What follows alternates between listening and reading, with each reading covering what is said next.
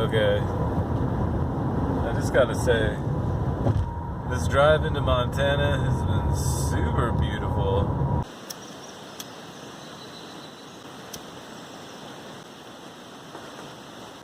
Montana, outside of Superior, it's called Big Pine Campground. I found it on freecampgrounds.com. This is just one little loop of it.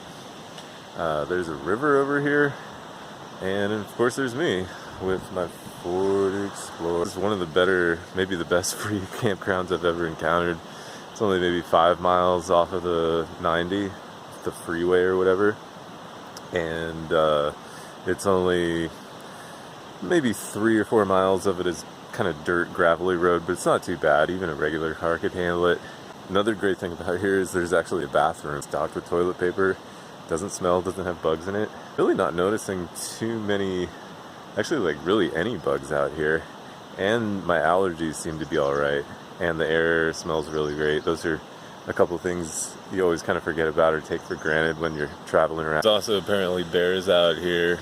There's a bear food storage locker. One thing I haven't mentioned about this campground is the cell service is actually amazing. I just watched a YouTube of myself that I made the other day, and I just feel completely connected with the earth.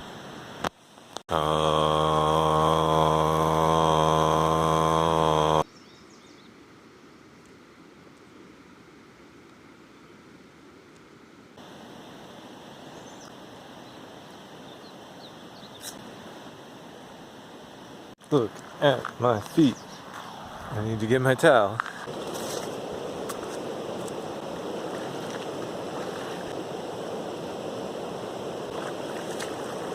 Okay, that's some real ass shit, man. That water is so cold. But it's not, it didn't kill me. It was just like, holy moly. I don't even know if I can like dunk myself in it. I'd have to be like in and out in 10 seconds, coldness wise. Ooh. I hope that butterfly got captured on camera. It was huge.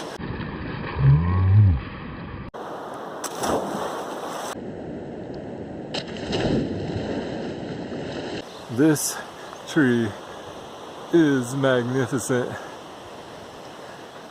I'm doing pretty well. I'm like pretty stoked on things.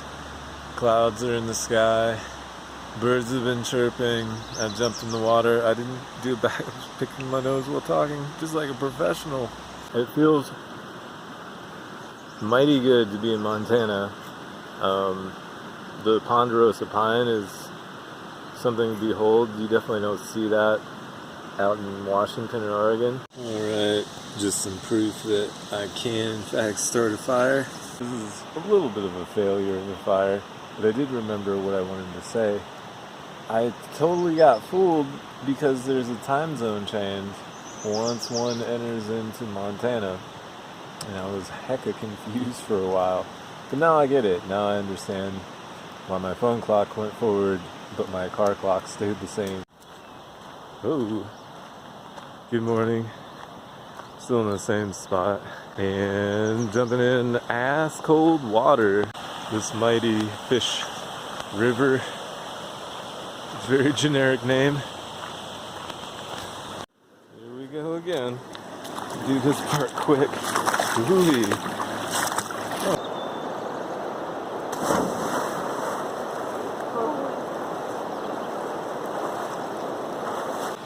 That was probably the worst dive I've ever done.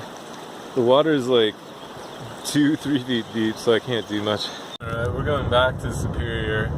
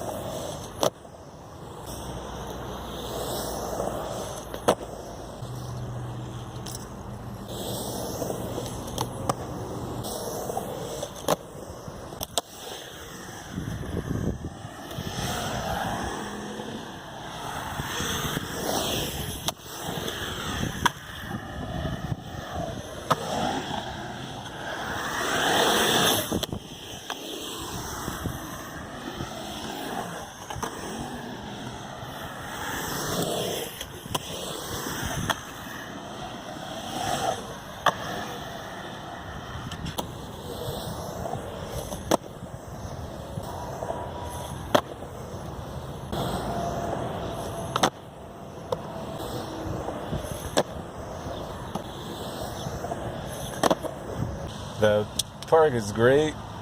I think in order to decide on a final rating for a park, you have to ride it at least a couple days.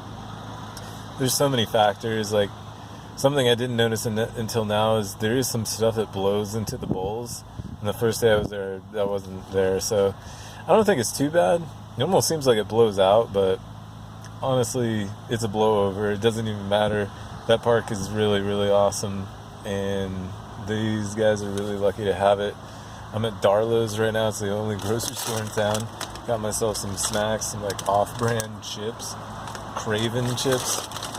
Got some discontinued products, Zing plant-based bar. If you need a pick-me-up boost, try a Zing. And 2 grams of sugar, 5 grams of protein. What's not to love? You know you're from a small town when all the public toilets are trough style. You know you're from a small town when you got a 13-year-old working in your dad's coffee shop. You know you're from a small town when the number of American flags outnumber the population. You know you're from a small town when you open the trunk of your car and a propane tank falls out, doesn't explode. You know you're from a small town when you drive the entire length of the town and you see the same guy on a bike 5 times.